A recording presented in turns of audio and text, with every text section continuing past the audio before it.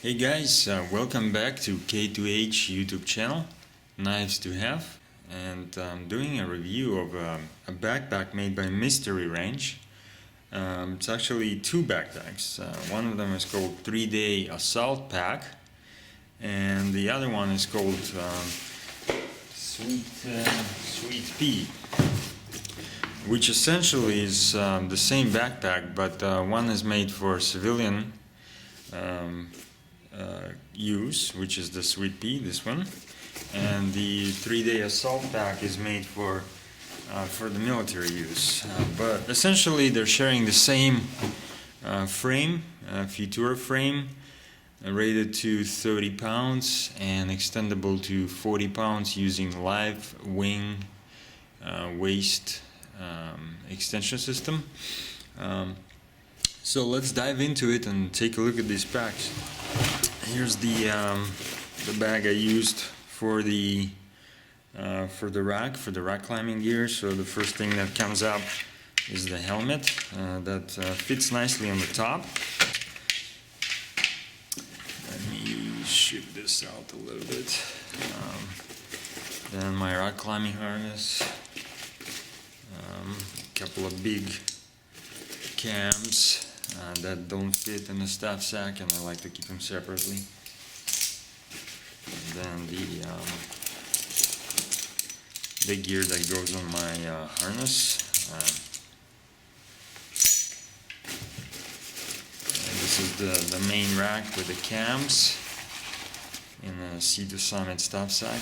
This is the large version, I believe.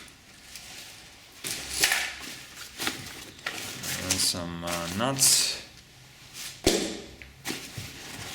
more cams, a little bit bigger size, and drawers and belay devices and some slings. Let's take a look at the main compartment and go over the features here. The pack itself, this particular pack, the 3-Day Assault Pack, features more compartments on the inside. First of all, it's designed to carry 300-ounce hydration bladders.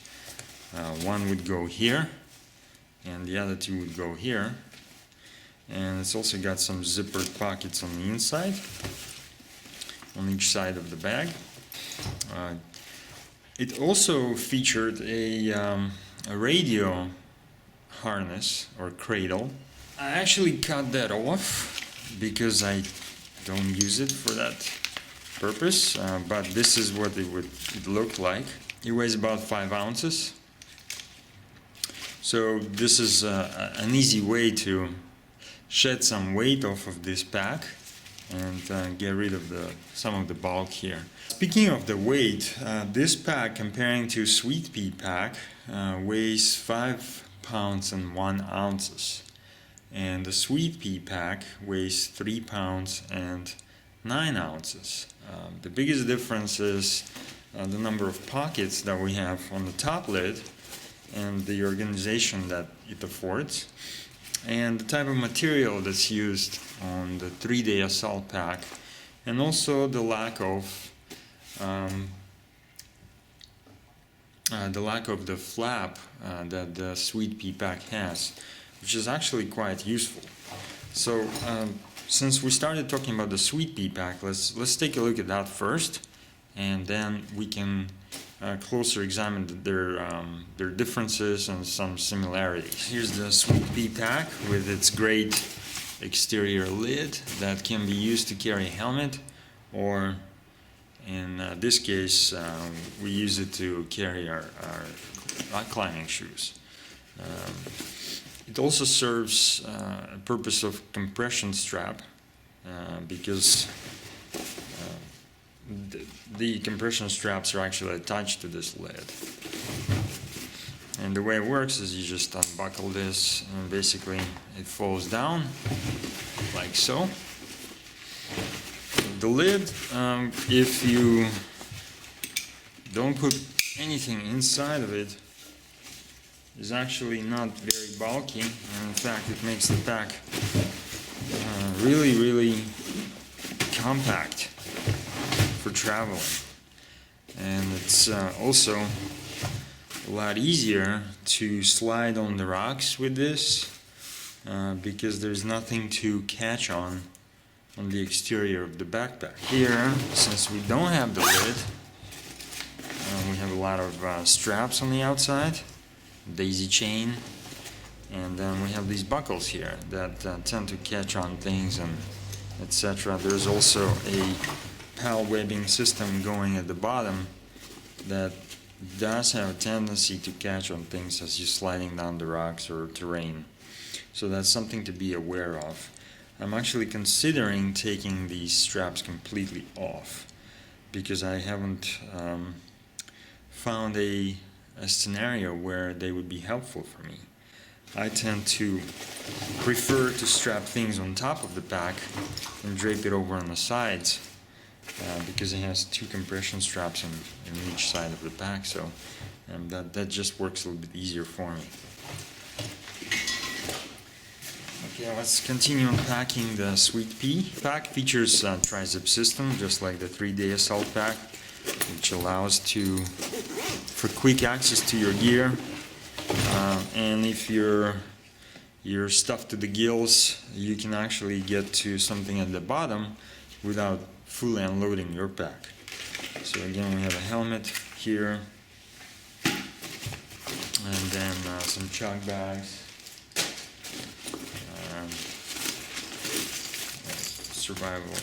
medical kit, some food,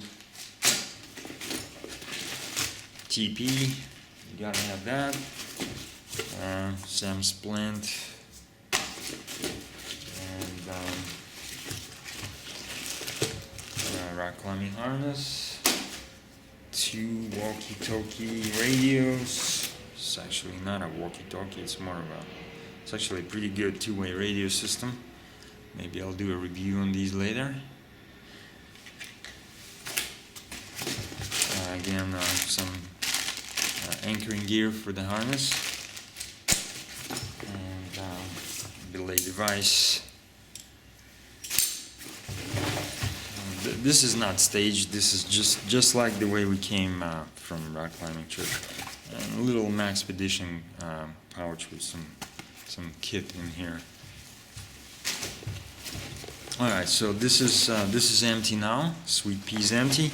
It cannot carry 300-ounce water bladders because it only has one compartment for a water bladder. But you can still put it there. It's just there's no separate compartments for it. It also doesn't have zippered pockets on the inside as the 3-day assault pack featured. Also pay attention to the material used on this pack. This is a Cordura, but it's also lined with some kind of urethane material on the inside, which actually is a much stronger material than what's on the 3-day assault pack because of this lining. It's extremely durable and I believe puncture resistant. So for rock climbing application, and if you're carrying stuff that has sharper edges, I think that Sweetpea pack is a little bit better because it has a stronger material on the inside. It also obviously doesn't have the radio carrier, but it still has the PAL's webbing on the inside. Again, 2 pouches, third, and 2 zippers. Lighter, the same Cordura, but doesn't have the lining. And Sweetpea pack, very much simpler design. It's a simplified design, and with the liner on the inside. This light color material is really durable, and it's actually separate from. You see, this is separate from the white lining. Okay. The other difference that you will notice on the inside is the way the hydration ports are designed.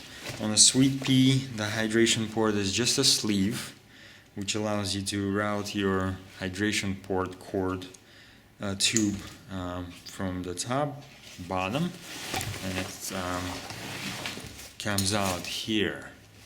And notice the orientation, it's oriented downwards.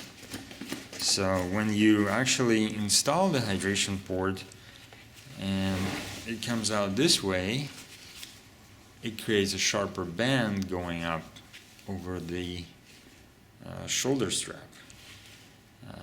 In comparison with the 3-day assault pack, which features a nicer design with the zipper on the inside. And if you open up the zipper and route your hydration port, it's a straight shot to the shoulder strap. So if you're planning on using a hydration bladder with your backpack, I think the 3-day assault pack is a little bit better suited for that function. I no longer use hydration bladders. I switched to using one water bottle with a platypus water carrier bag. And basically the way it works is that I carry the water bag inside here or whatever. I actually normally just put it on top of the pack, and I carry a water bottle on the outside of the backpack, and then when I finish the water bottle, I just refill it. And this just simplifies the water management for me. I don't have to worry about water hoses getting filthy, and just a simpler way to deal with water on the road. Especially if you're doing longer trips, I think you will appreciate it a little bit more. At least it works better for me. And I know a few guides that have been to Nepal and work at higher altitude. They prefer that kind of system as well. Okay, so we looked at the inside, we looked at the outside, except for the excellent pockets, which I'll talk about later. Now let's just talk about the lid itself. The lid on the 3-day assault pack features 2 zippers, one for one larger zipper, one larger zippered compartment,